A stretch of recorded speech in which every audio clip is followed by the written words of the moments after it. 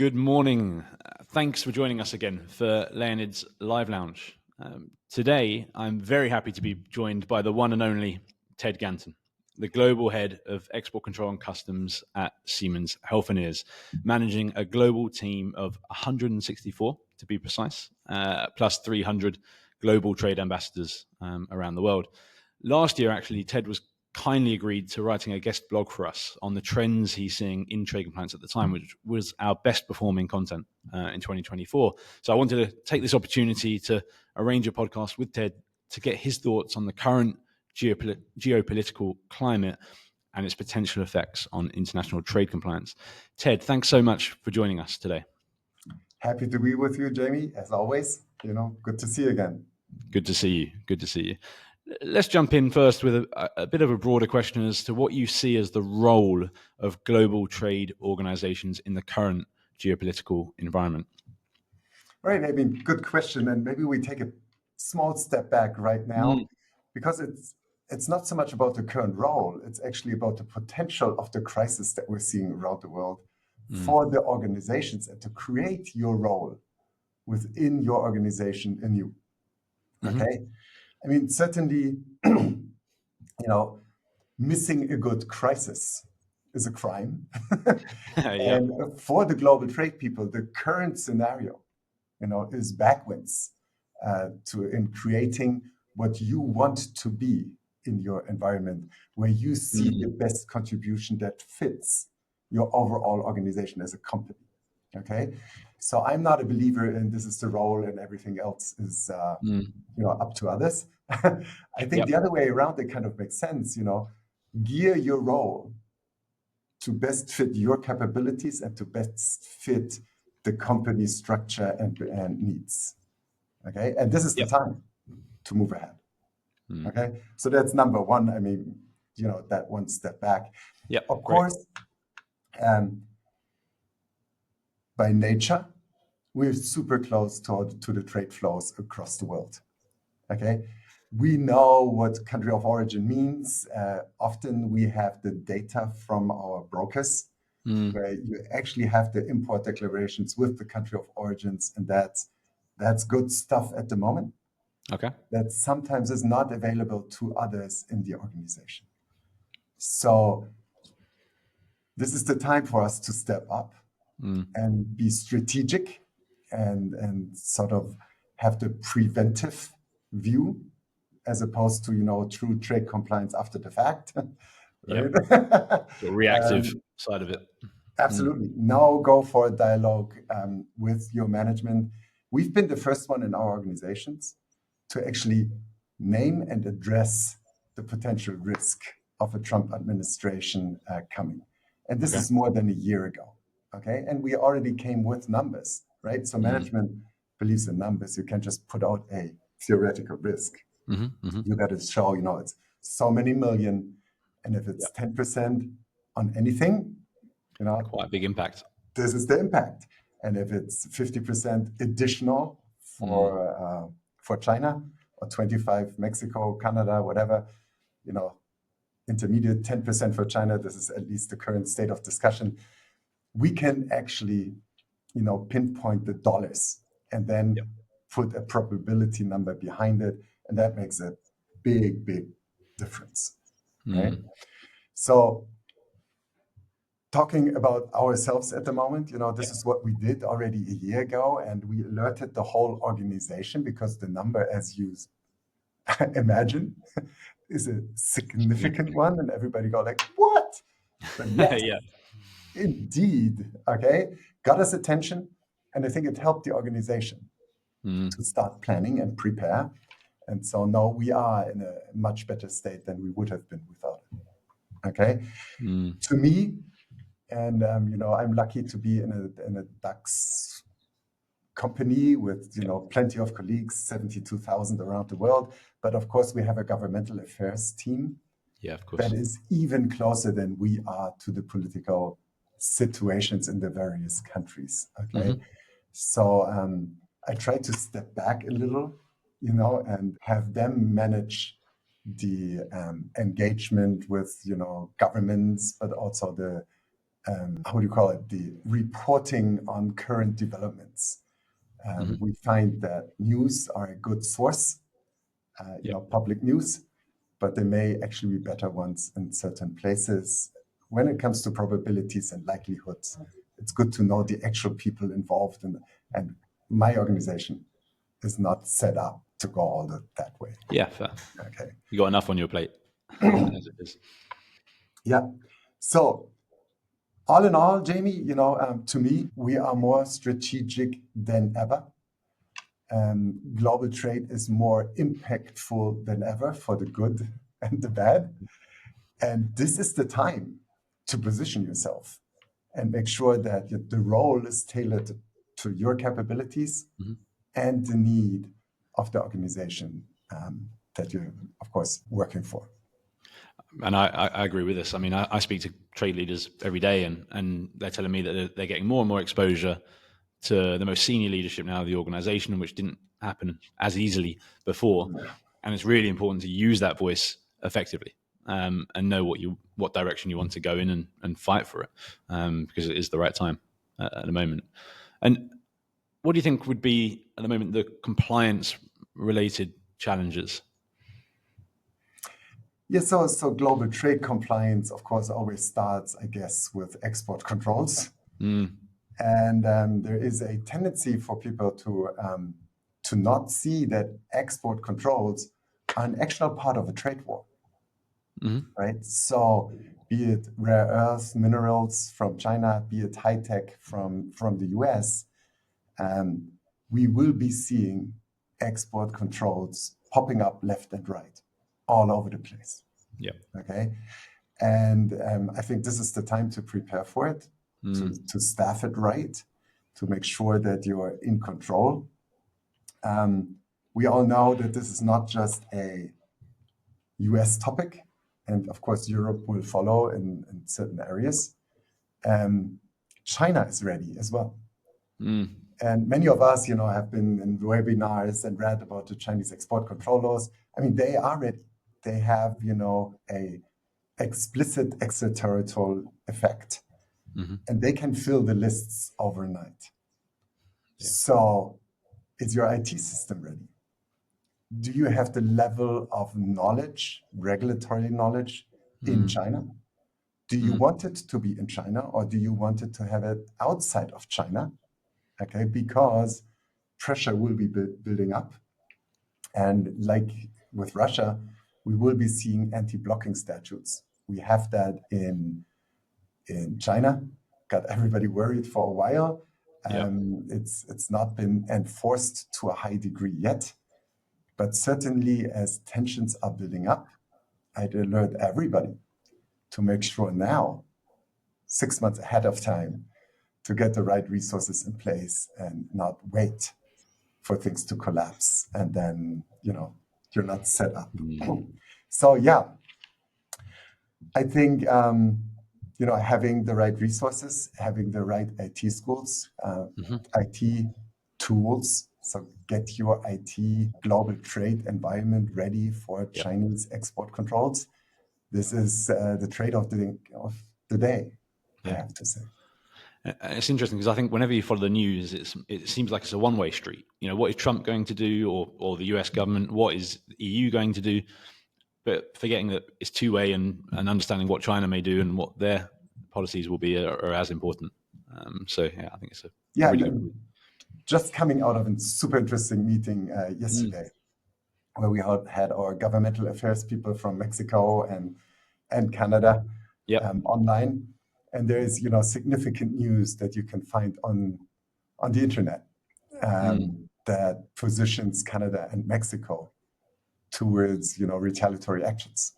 And it's in part it's surprising. So, I'd encourage everybody to have a quick look, because this is something that'll be spreading throughout the world. And quickly. If what we believe, what we read is true. So, okay, interesting. And how do you prepare for this? How do you prepare for the challenges? Yes, I mean, we talked about the compliance challenges, right? So how do I prepare overall? Yeah. So first of all, we got to look at the overall trade organization that you have, because it Yeah. includes, of course, customs. Okay, unless in the various companies that is separated, you need to make sure that the interface is vivid and alive, and that everybody is sort of in a pre-crisis mode. So creating something new already now, prepare for change. Nothing is going to stay for long in the next couple of months. Yeah. Okay, we will have to go by the week. And I will personally have to read the news in the morning to decide what I'm going to be doing in the afternoon. Okay. So as part of that, we are super intensifying our interfaces to procurement. Yeah. Fair. Because that is just part of the game.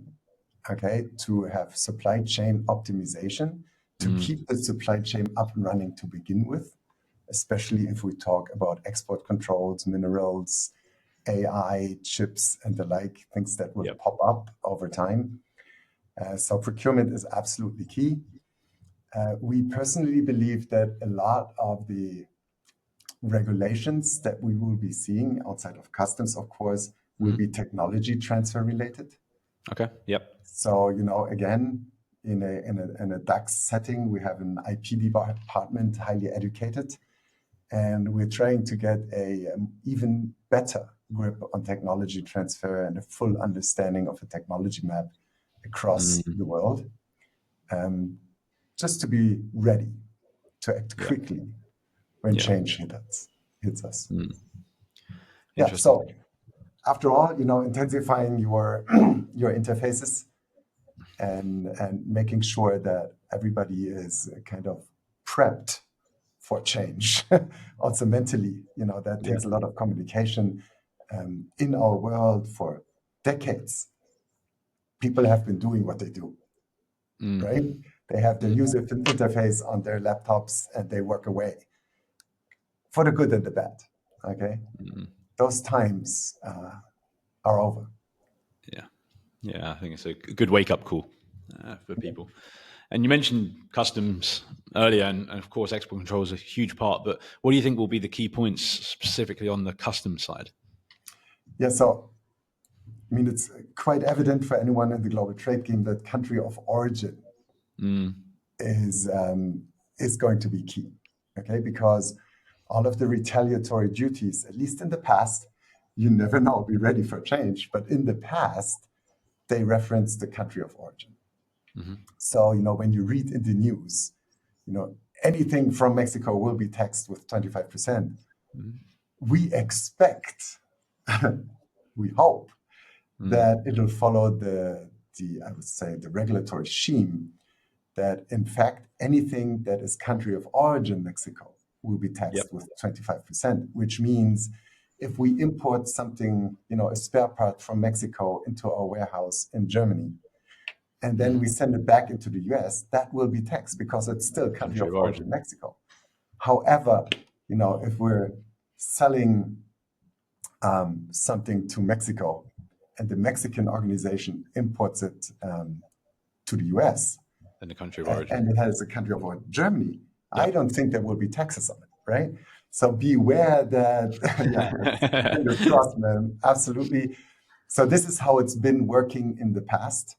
It puts an even higher level of scrutiny and detailed work on us. But I think it's very likely that they'll follow the concept. And with that, country of origin has been sort of a neglected field in many organizations across the world for decades. Everybody's struggling to get the information, keep it updated, have it very ready. Operational. Okay, if you don't have it ready, get it ready quickly. Okay, we've been driving initiatives for the past, I would say, 18 months now, ever since we started thinking about a new Trump administration. So we're in fairly good shape. Of course, never perfect, but for the time being, we feel quite comfortable, and that will be key. Frankly speaking, there's other, in the customs area, there's two other things you should be watching out for. Okay. Right? Because, using preference country of origin for free trade agreement Yep. is in fact a tricky topic. It needs a lot of expertise and it needs a lot good documentation. In the past, it may not have been worthwhile, okay, in some Yep. areas. But with increasing duties, and I expect our just duty load worldwide to double at least by Christmas next year, okay? Then all of a sudden, you have to reevaluate on where it really makes sense to spend the efforts and time to sort of pull preferences and use free trade agreements. Okay, that will come over time as we see the international deployment of additional duties from Korea to India to China and Europe with 118 free trade agreements. That's a significant player. And I would say, in general, all duty relief schemes, be it bonded warehouses, be it active processing, will become more important with increasing duties, right? You will see business cases along the way, and you shouldn't miss the business cases. This is an opportunity. Many of my colleagues struggle with the fact that, they have all this knowledge, they see all these opportunities and possibilities, but they don't get the resources to address them, okay? Yeah. In the past, we're talking about small money. We'll be talking about big money going forward. So don't miss the opportunity, build business cases and communicate them. And I think right now, going back to the first question, we do have backwinds, we have the attention, and we should use it. It's something we've spoken about before, Ted, is just that, trade compliance and export controls customs needs to be seen as a positive value, a real impact on the bottom line. And at these business cases, as you mentioned, will do that. It can't be just seen as a cost center anymore. So, yeah, interesting. And looking, I guess, a bit more at the nitty gritty, what do you think this potential trade war and changes in tariffs how will that impact your day-to-day work? I mean, I've already mentioned it quickly. Yeah. I'm reading the news first, okay? Right. And I've enrolled for newspapers internationally. And yes, half an hour every day to begin with, I read the headlines and the articles that matter to me. In the past, it was good enough to have this one news provider, and you just check it every now and then, right? I mean, you won't miss a big thing. Right now, you will miss things if you don't read international press.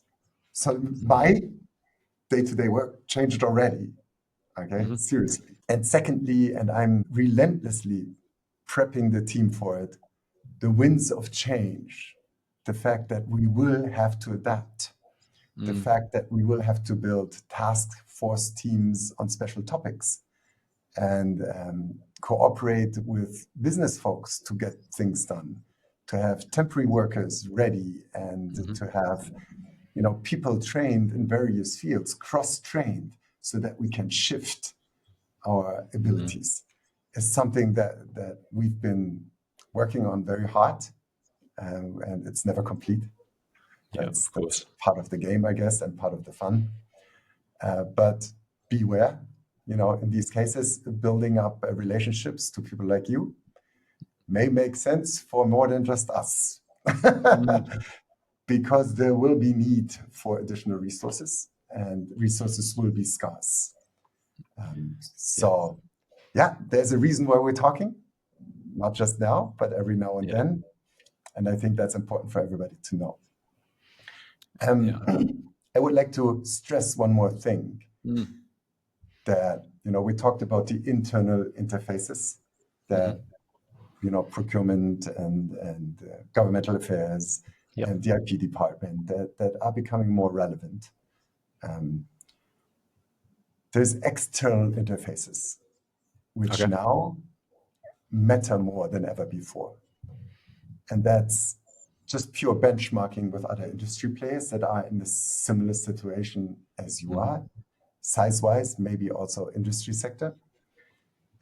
As in times of change, the regs change and the interpretation of the regs will become difficult. We've seen that in the Russia crisis, or sanctions, I would call it, where more than 5,000 pages of new laws, were pushed out within 2 years. Yeah. Just digesting them is hard, but interpreting them right is kind of an art. Okay. Yeah. And then having someone else on the outside just to check in now and then, do we understand this right? Yep. From classification to, the terminology in some of the sanction laws. And that is quite valuable. And it helps you with not creating blind spots in your organization, right? Because you're running at a fast pace. Every now and then you have to sit back and say, okay, these were the critical decisions. Let's talk with someone who was in the same position. Okay, so conferences, one-on-one meetings with comparable industry players. Be aware of antitrust, of course, right? Keep a lawyer with you, keep outside lawyer with you, have a protocol, train everybody, no question. But within the framework, there's a lot that we can learn from each other, just on the regulatory side. Okay. Some people are so busy just running the day-to-day of their program and the firefighting that comes with it that they don't have chance to kind of take a step back and look at what their peers are doing. So I think it's really important. The faster you run, the more important it is to take a pause every now and then. And it seems contradictory, but it's a learning, and you can. Everybody will share it after a while. With some experience, that's where you end up. And in the past, we've tried to sort of align with authorities across the world, and we keep a fairly close relationship where we can. But they're also overwhelmed by the same amount of regulations. And often they're not quite as flexible as industry players are, with resourcing and refocusing certain teams on certain tasks. So, at least in the past, we found that authorities are fairly slow in answering, and then they're also shy to answer when, yes, everybody knows you have to make a decision now, but who's going to take responsibility, right? So benchmarking with industry players has been key for us in the past and will be key for us going forward. Yeah. Just that's sharing our limited and humble insights. It's where we first met, one of those roundtables a few years back in Switzerland. So I concur. And actually, it feels like the right time to mention that as of yesterday, we just released our 2025 trade compliance hiring guide, which is looking at, I guess, an amalgamation of what we're hearing across all the people I speak to and hiring trends in each country. I think we've chosen 15 countries to focus on this year. So those sort of resources hopefully will give a bit of an insight into what other people are doing as well. But okay, and I feel like I know the answer to this will be a yes, but do you need to adopt your organization to deal with this new world? I mean, we've talked about various elements, right? Yeah. There is hardcore adoptions to the organizations that we have been doing and we are doing. Okay. So first of all, I think these days, every global trade compliance team needs a data analyst. In my organization, we have 2 full-time data analysts, and they're awfully busy. I bet. Like 100% of the week. And there's a backlog that is quite impressive. So we need to prioritize even for 2 full-time data analysts, because they're not just catering to the global trade needs, right? They're catering to procurement needs, to sales and service. So everybody's now interested and battling about the resources. And you need someone that has in-depth trade know-how to work the data analytics. Otherwise, you get numbers that with no meaning are doubtful in the best case, but totally wrong in the worst case. And people will make decisions based on these numbers. So not having a true professional doing on just an Excel sheet downloaded by the back office and then hopefully evaluated right is a way to go. It's better than nothing. Yeah. But times are calling for professionals to work on it. And that maybe is the second advice from my side is, if you have not professionalized global trade yet, okay, this is the time. So pulling up a central team of professionals, be it in classification, be it in customs operation, if it wasn't necessary for the matter of compliant behavior overall in the past decades, that's all good. Yeah. To deal with the new world, the geoeconomical warfare that we're looking, the Trumponomics, if you so wish, you would want professionals, and you would want a overcritical number of these professionals in one place to talk to each other. I mean, that's, I've talked about the benchmarking, but it starts, of course, with team dynamics. And if you have like two specialists that, on customs operations that do the rules, and one on export compliance that just writes up the internal control program, that's all good. That's a minimal way of approaching it in a minimal risk environment. I totally get the point. However, if you're entering into a medium risk environment, you should adapt. I think that is key. And I mean, it goes without saying that, speak up culture and escalation capabilities need to be top notch in these trade compliance teams. And I think, having them outside of the hierarchy of logistics and SCM and the like helps. Interesting. So you think, just that point there, you're saying about where the team should fit within an organization, is that right? Yeah, I mean, if you're building up a central team, that's already a very good first start. Yep. Okay. However, to increase speak up culture, or an environment where speaking up is even easier. Yep. I guess if you have a great speak up culture, it could sit anywhere as a company. Right. Okay. If you need to improve. We don't need to be artificial about this. Okay, it's not a mantra. Yep. We've positioned ourselves within the legal and compliance framework. So I report to the general counsel, like legal and ethical compliance. Yep. So we have trade compliance, ethical compliance, and legal reporting into the general counsel. So we're outside of the hierarchies. We feel that is kind of healthy, because we push for regulatory compliance, and rightfully others push for, money or time savings. And that's fair, right? But this way we keep it kind of balanced in a major organization like ours, and with, all of the countries' impact. I think the headquarters, usually that wouldn't make the biggest of differences, but once you get down to a country level, with really, really strong CEOs that are highly incentivized on every single dime they're getting in, it can become critical depending on the organization. It's something that it's a buffering concept, I would say. Yeah, it's a trend that we've seen, and I think we presented on this previously about where trade and customs compliance fits. It used to be, I can't remember the specific figures now, but the majority very much was within supply chain and logistics. But that trend is now moving towards it being part of legal, and that having that independence a little bit from supply chain and logistics. Doesn't work for all companies, but the trend that we're seeing is definitely that way. Yeah, and I've seen it sitting in Texas environment. Yep. I've seen it sit as a separate organization, reporting into the board. All of that can happen. All of that makes sense. Case by case and basis. Again, this is just, as you say, it's a trend, and it makes sense as a tendency.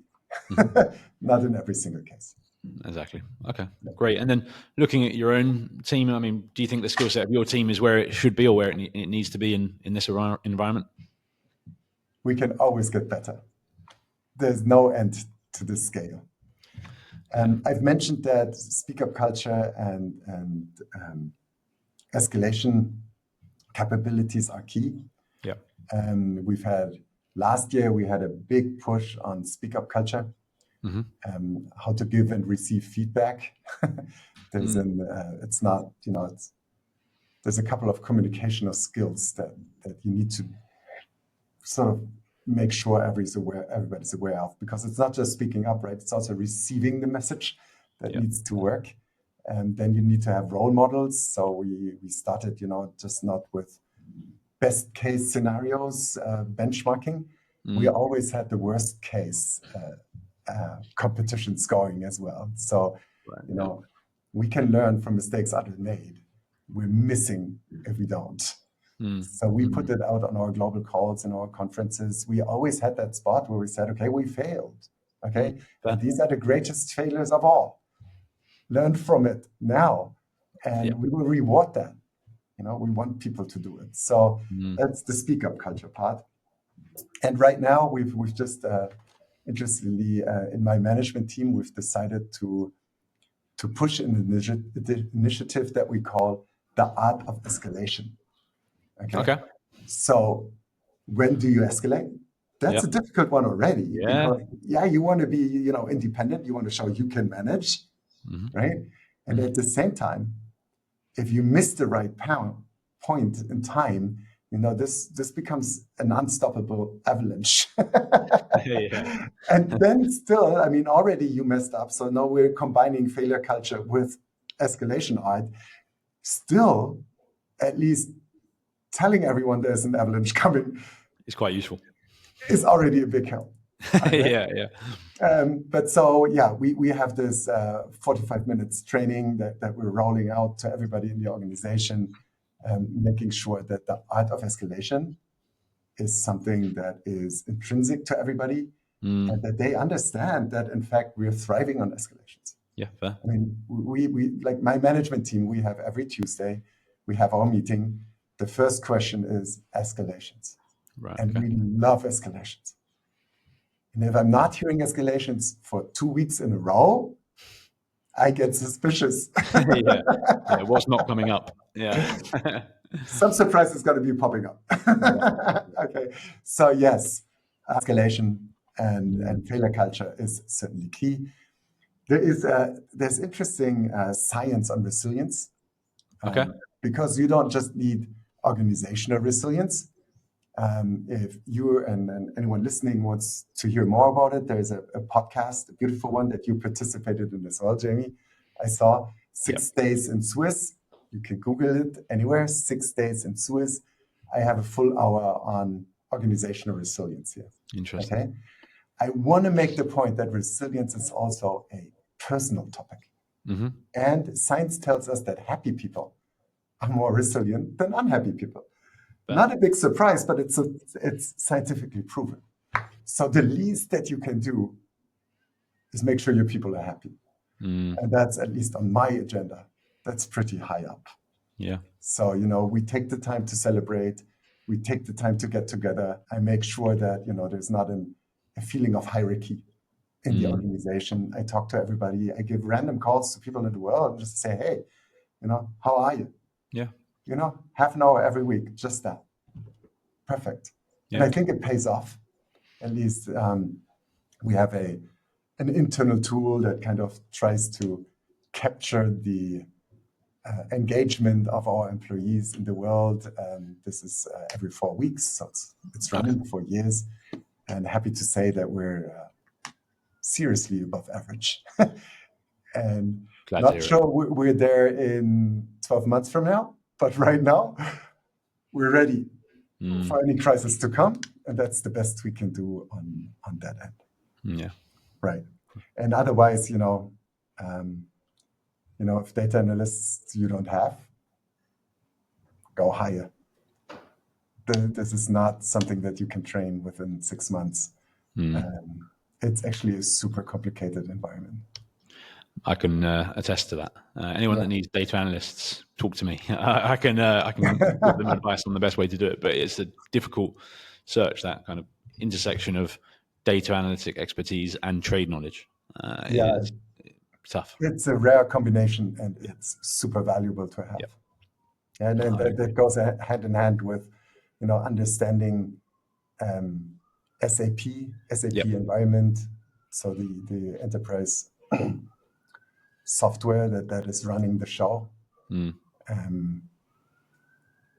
So it's actually the 3 of them that you need to combine to to create a real impact, right? And to be autonomous as a data analyst. Very much in demand at the moment as well. So competitive market. But Ted, look, I really appreciate you taking time out of your day to do this, but really interesting conversation. I'm sure people listening will learn something from it.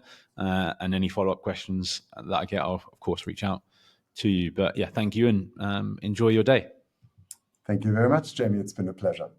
Speak to you soon. Yes. Bye-bye. Bye.